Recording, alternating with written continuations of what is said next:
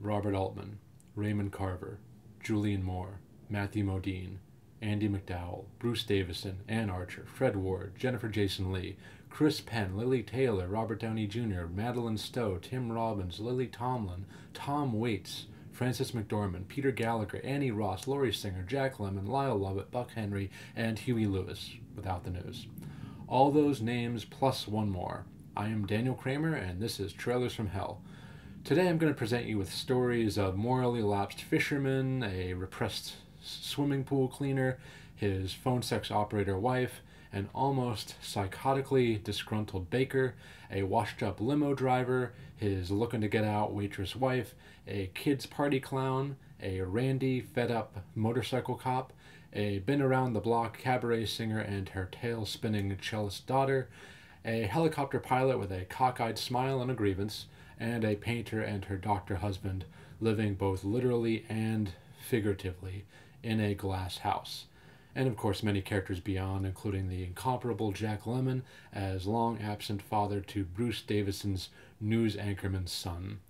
Without further ado, featuring deliriously, deliciously sultry tunes performed by the great Annie Ross, I give you Robert Altman's Shortcuts from 1993, based on stories by Raymond Carver. Who else but Robert Altman could give you a cast like this one?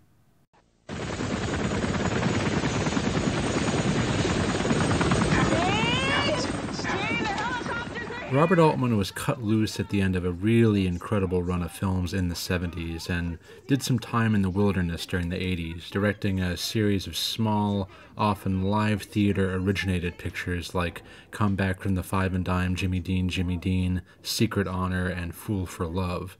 But in 1992 he returned to former glory with A Vengeance. The Player was such a critical darling and something more along the lines of a commercial success, so they gave him a bit more license to make something ambitious, another one of his multi-character mosaics, recalling his masterpiece Nashville. Here we have 22 integral characters living in Los Angeles who are intertwined with each other in various ways. I love Annie Ross's line where she says, "I hate LA, all they do is snort coke and talk."